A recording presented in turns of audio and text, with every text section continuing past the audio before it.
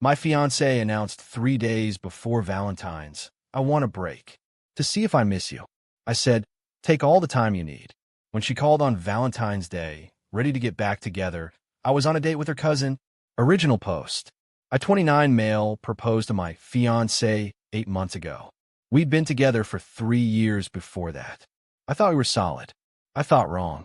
3 days before Valentine's Day, she sat me down in our living room with that serious expression that tells you bad news is incoming. "I've been thinking," she started, "about us, about whether we're really right for each other." My stomach dropped. Where is this coming from? I just need to know if what I feel for you is real love or just comfort, familiarity. "You know, we're engaged." You said yes 8 months ago. I know, and I meant it. But lately I've been wondering if I said yes because I genuinely want to spend my life with you, or because it was expected. Because you're safe. Safe. She called me safe.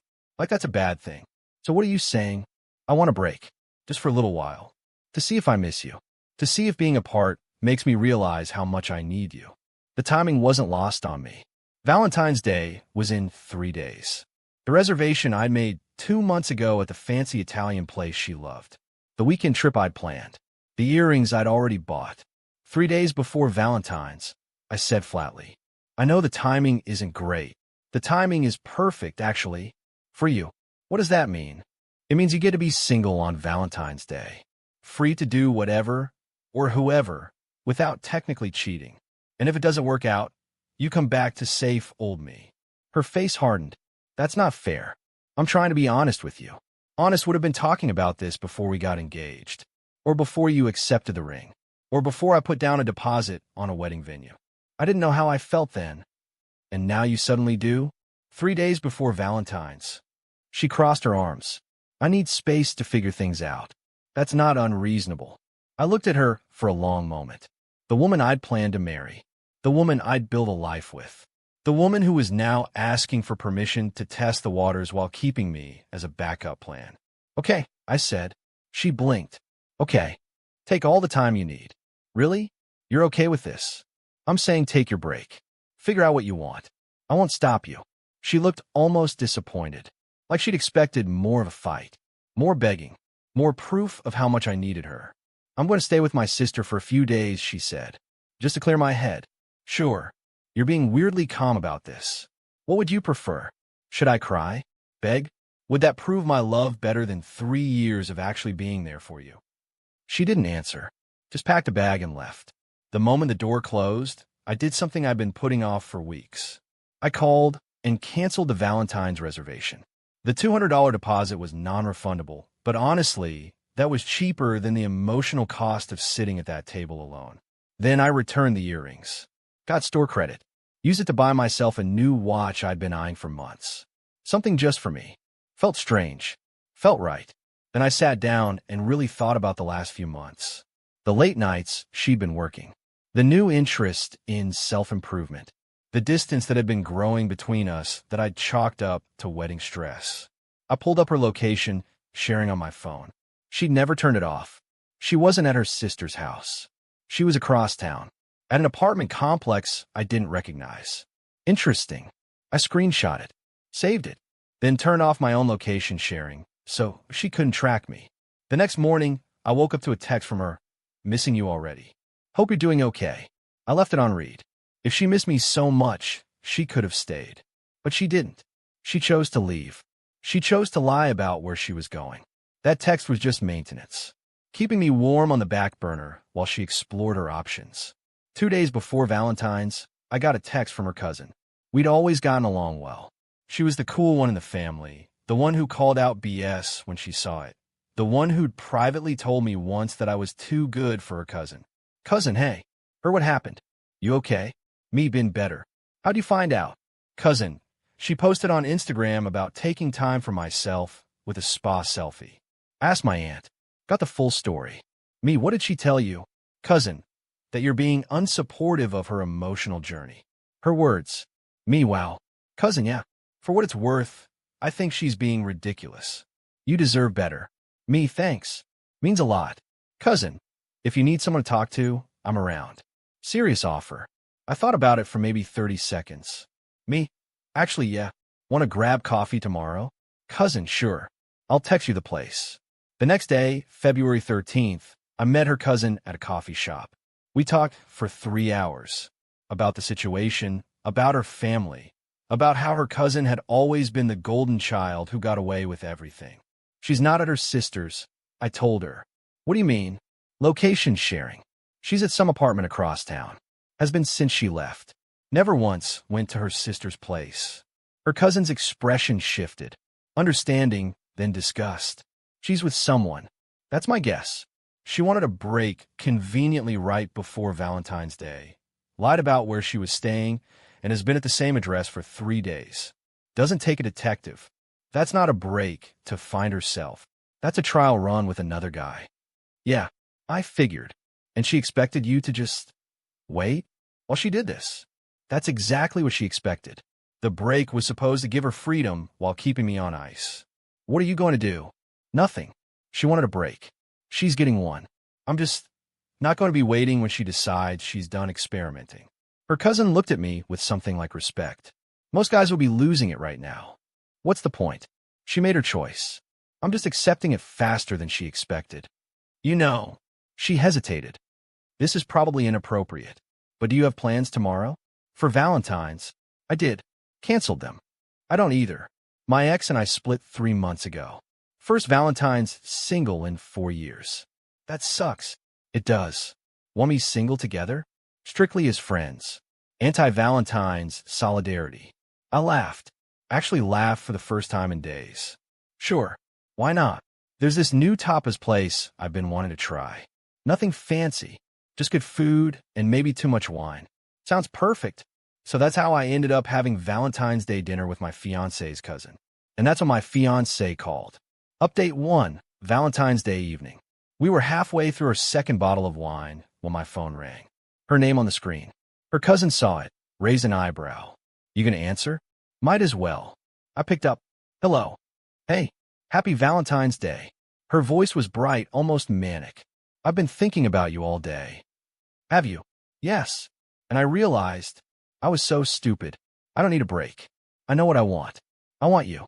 I want US. Background noise on her end. Restaurant sounds. Glasses clinking. Where are you? I asked. Just out. With some friends. Nothing crazy. But I want to come home. Tonight. Can we talk? Sure. We can talk. Great. I'll be there in like an hour. We can order in, watch a movie, make up for lost time. Her voice dropped suggestively. I really missed you. Did you? Of course. This break made me realize how much you mean to me. You're my person. Interesting. Because according to your location sharing, you've been at the same apartment across town for the last 3 days. Not at your sister's like you said. Dead silence on the line. What? The apartment complex. The one you've been staying at since you needed space. Whose place is that? You were tracking me? You never turned off location sharing. I just looked. That's a complete violation of my privacy. And lying about where you were staying is what? Exactly. Her cousin was watching me.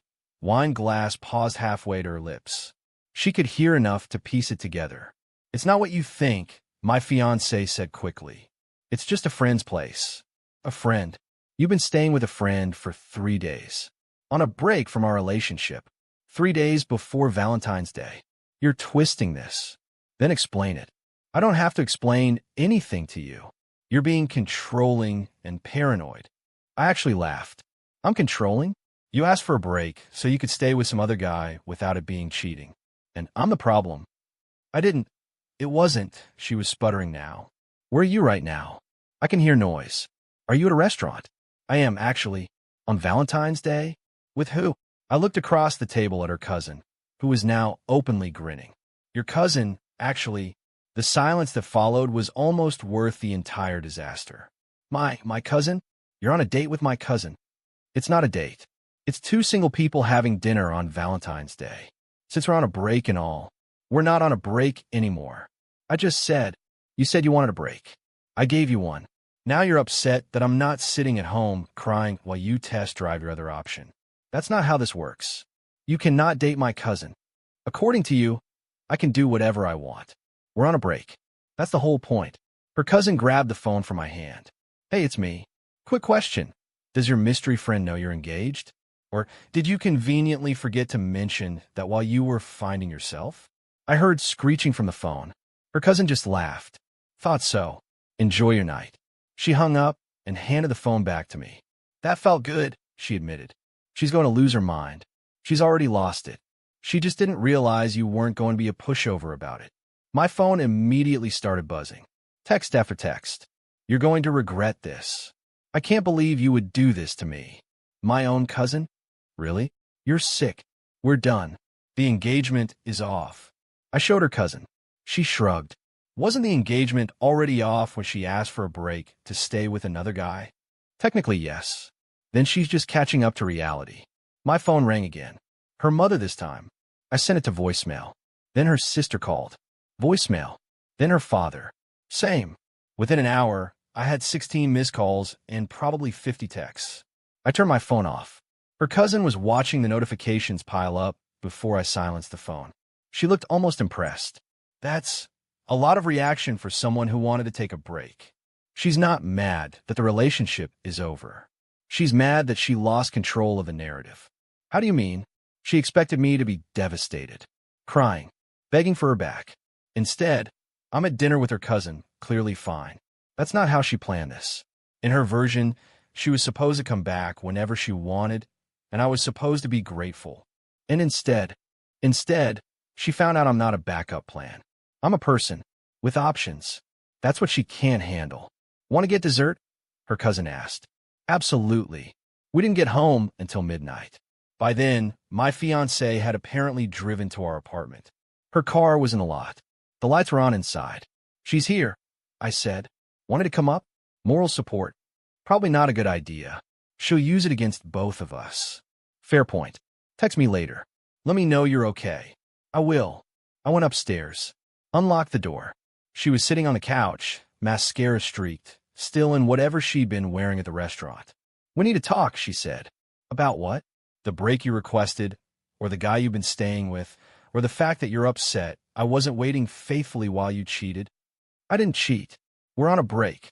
A break you asked for specifically so you could be with him without it being cheating. That's just cheating with extra steps. You're unbelievable. I try to be honest with you. Honest? You told me you were staying at your sister's. You were at some random apartment. You planned this whole thing to give yourself a guilt-free pass. That's not honesty, that's strategy. I was scared. I didn't know how to tell you. You knew exactly how to tell me. I want a break. To see if I miss you. That was your speech. Practice, probably. You just didn't mention the part where you already had someone lined up. You're twisting everything. I'm stating facts. You wanted a break. You got one. Now you're mad that the break applies to both of us. I went behind my back with my own cousin. I didn't go behind anything. I had dinner with someone. You literally gave me permission to do whatever I wanted when you asked for a break. I didn't think you'd actually do anything. You're supposed to miss me. You're supposed to wait. There it was. The truth. So the break was a test. You wanted to see if I'd be miserable without you while you had fun with your backup plan. That's not. And when I didn't react the way you expected, when I didn't beg and cry and prove how lost I am without you, you decided to come back early. Before I could realize, I don't actually need you. Her face crumpled. That's so cruel. No. What's cruel is asking your fiancé for a break 3 days before Valentine's Day so you can sleep with another guy. What's cruel is lying about where you were staying. What's cruel is expecting me to be grateful when you decided to come back. I made a mistake. People make mistakes. This wasn't a mistake. A mistake is forgetting an anniversary. This was a calculated plan to have your cake and eat it too. And now you're mad that I won't play along. She stood up. I want the ring back. Fine. I went to the bedroom, got the ring box from where she'd left it on the dresser, and handed it to her. That's IT? You're not even going to fight for us. No. After 3 years? After 3 years, you asked for a break to be with someone else. What exactly am I supposed to fight for? She stared at me like she'd never seen me before. Then she grabbed her bag, the ring box, and stormed out. I slept better that night than I had in months. Update 2, 1 week later. The week after Valentine's Day was interesting. That's putting it mildly. First, the family campaign started. Her mother called me 7 times in 2 days. I answered once. You need to apologize to my daughter, she started without preamble. For what? For humiliating her.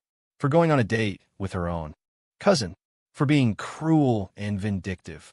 Did she tell you that she spent her break at another man's apartment? That she lied about where she was staying? Pause. That's not the point. It's exactly the point. She wanted freedom to explore other options. I gave it to her.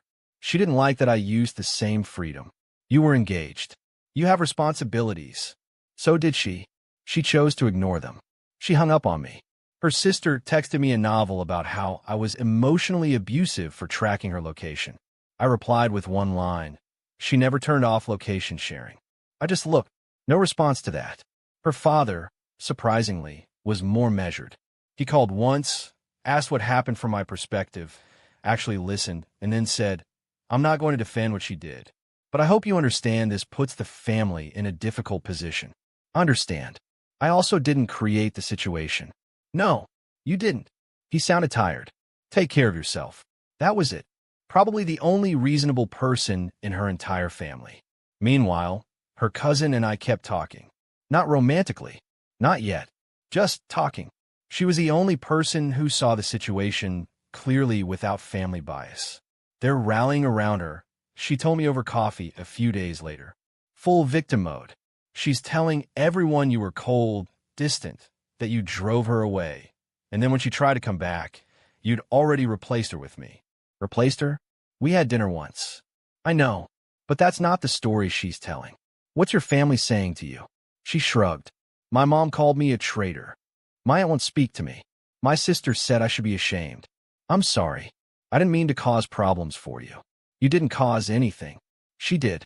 And honestly, the fact that they're blaming me instead of holding her accountable says everything about why she turned out the way she did. Still, it's your family.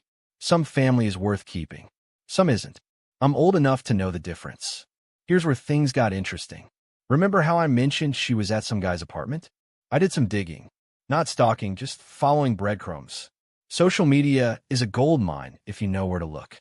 The apartment complex she was staying at, it's where her co-worker lives. The one she always said was just a work friend. The one she grabbed lunch with because their schedules aligned. The one whose name came up a little too often in casual conversation. Her cousin helped me piece it together. Apparently, this co-worker had been liking all of her Instagram posts for months. Comments that were just a little too familiar. Inside jokes that excluded everyone else. The kind of engagement that makes you wonder how often they're actually talking. When I pointed this out to her cousin, she pulled up her own Instagram and started scrolling through my ex's posts. Look at this. Every single selfie, he's one of the first to comment. Beautiful as always. Lucky to know you. This has been going on since at least October. For months before she asked for a break. At minimum, this wasn't a sudden confusion about your relationship. This was a slow burn exit strategy. I sent him a message. Nothing aggressive. Just, hey, I'm the fiancé. Or was. Just wanted to let you know she has a pattern of doing this. Might want to consider that before getting serious. He blocked me within an hour. But I noticed something interesting. His Instagram went private. And her posts about finding herself and self-love journey suddenly stopped. Trouble in paradise already. My ex tried to contact me directly a few times. First, anger. You messaged him? Who do you think you are? Then guilt. I can't believe you would try to sabotage my life like this. I thought you were better than that. Then manipulation. I realize now that you're hurting. I hurt you. I'm sorry. Can we please just talk? I still love you. I made a terrible mistake. I didn't respond to any of them. Here's the thing about people like her. They don't understand when their manipulation stops working. Every time I didn't respond, she'd escalate. New approaches, new tactics, new stories, each one designed to provoke a reaction. First came anger. How dare I message her coworker? Who did I think I was? I was obsessed and couldn't let go. Then came guilt. I was trying to sabotage her happiness. I wanted her to be miserable. I couldn't stand to see her move on. Then came manipulation. She realized now that she'd made a mistake. She still loved me. The break was a terrible idea. Could we please just talk like adults? Then came threats. If I didn't stop harassing her by not responding to her messages apparently, She'd make sure everyone knew what kind of person I really was. I didn't respond to any of them. Each message got screenshot, dated, and saved, just in case. She started telling mutual friends that I was obsessed with her and couldn't let go. Meanwhile, SHE was the one sending me messages. The cognitive dissonance was almost impressive. About 5 days after Valentine's Day, she showed up at my apartment unannounced. I didn't let her in. Please. 5 minutes. I just want to talk. About what? Us. Our future. I made a mistake. I know that now. What changed? She hesitated. Things didn't work out the way I expected. With your coworker? Her face went red. How did you? Lucky guess. So he dumped you, and now you want to come back to safe old me. Am I getting that right? It wasn't like that. I realized I was confused. I thought I wanted something else, but what I really want is you. No, what you want is a backup plan. Someone to catch you when your first choice doesn't work out. I'm not interested in that role. You're being so cruel. I'm being honest. Something you should have tried 3 weeks ago. She left crying. Somehow I was still the bad guy in her mind. The lease situation was complicated. We were both on it. Her name, my name, shared responsibility. The apartment manager said we need to figure it out among ourselves or wait until the lease was up in 4 months. I offered her a deal. I'd take over the full lease, she'd get her deposit back, about $1,400, and we'd call even. She refused, demanded I pay her half the furniture value plus emotional damages. The furniture argument was ridiculous because I'd bought most of it before we even moved in together, and emotional damages isn't a thing in lease disputes. I told her to take it up with a lawyer. She didn't have one, couldn't afford one. Her coworker apparently wasn't the financial rescue she'd been hoping for. Turns out the guy made about the same as she did, which is to say, not enough to fund the lifestyle she'd been enjoying on our combined income. Her cousin, meanwhile, became a genuine friend. We texted daily, met for coffee a few times. Nothing romantic on the surface, but something was building. We both felt it. Is this weird? I asked her one evening at dinner. What? This? Us. You're her cousin. There are rules about this sort of thing. Rules made by people who've never been in the situation. She destroyed your relationship. I was here. We connected. That's not weird. That's just life. Your family will never accept it. Probably not. Does that bother you? I thought about it. Less than I thought it would. She smiled. Same. Final update, 3 weeks later. The resolution came faster than I expected. And Messier. My ex's desperation hit a peak about 2 weeks after Valentine's Day. The co-worker situation had apparently imploded spectacularly. Through the grapevine, her cousin, who still had 1 or 2 family members willing to share gossip, I learned that he'd broken things off because, wait for it, he found out she'd been engaged when they started talking. The irony was almost too perfect. She'd lied to him about me, just like she'd lied to me about him. And when the truth came out, he wanted nothing to do with her. From what her cousin gathered, the coworker had asked her directly, "Were you really engaged when we started talking?" And she'd apparently tried to spin it as technically, but basically over. He didn't buy it. Probably realized that if she'd lie about something that big, she'd lie about anything. So now she was single, humiliated, and living back with her parents. No fiancé, no boyfriend, no apartment. The life she'd been so eager to explore had collapsed in 3 weeks. Did I feel bad? A little. 3 years together doesn't just disappear. But mostly I felt relief. Relief that I'd seen who she really was before we'd gotten married. Before we'd had kids. Before she could do this to me when there was actually something at stake. The lease situation resolved itself when she realized she couldn't afford a lawyer and I wasn't going to cave to her demands. She signed off on transferring the lease to me in exchange for her deposit back. I took the deal. $1,400 was a small price to pay for a clean break. Her stuff was packed by her sister on a Wednesday afternoon. I wasn't there. Didn't need to be. Her cousin offered to be present to make sure nothing got damaged or accidentally taken, but I declined. I just wanted it done. Everything she owned fit in about 12 boxes. Looking at the empty spaces in the apartment afterward, I realized how little of us there really was. Most of the furniture was mine. Most of the decor was mine. The kitchen stuff, the bedroom set, the TV, all mine, purchased before we moved in together or during the relationship with my money. She just occupied space. 3 years together, and she left barely a physical trace. Maybe that should have told me something earlier. The final communication came via email, probably typed by her mother, knowing her writing style. It was 3 pages of emotional manipulation disguised as closure. She was hurt beyond words by my betrayal. She never meant for things to go this far. She still loved me despite my cruelty. She hoped I would someday realize what I'd lost. She wished me nothing but misery with her cousin. The last line was particularly charming.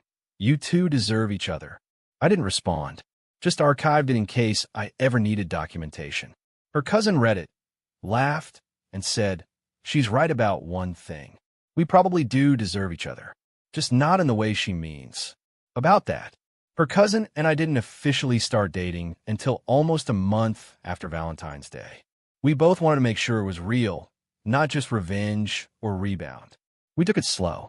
Dinner, movies, long conversations about what we both wanted. It was real, different from anything I'd had before. She was honest in a way my ex never was. Direct. No games, no tests, no manipulation. When she felt something, she said it. When she wanted something, she asked for it. "I know this is complicated," she told me one night. "My family thinks I'm a traitor. Her family will never accept us. Every holiday is going to be awkward for the rest of our lives. Is that a deal breaker for you?"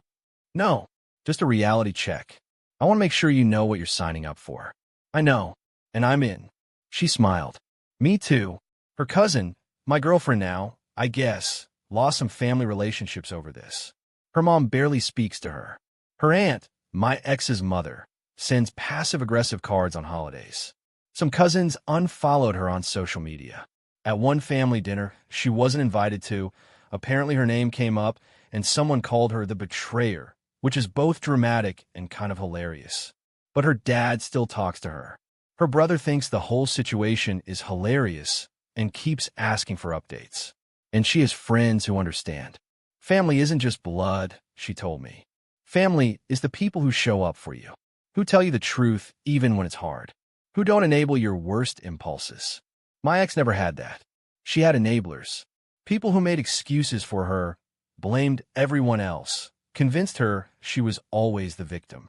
And when that stopped working on me, she lost her mind. I ran into her once, about 3 weeks after everything settled. Grocery store because, of course. She saw me, froze, then walked the other direction. Didn't say a word. Neither did I. That's probably the best closure either of us is going to get. So where does this leave me? The apartment is quiet now. Different.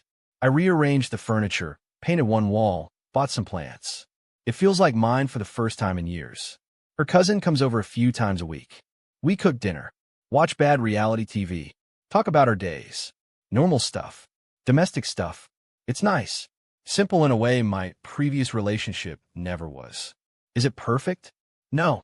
Her family still hates me.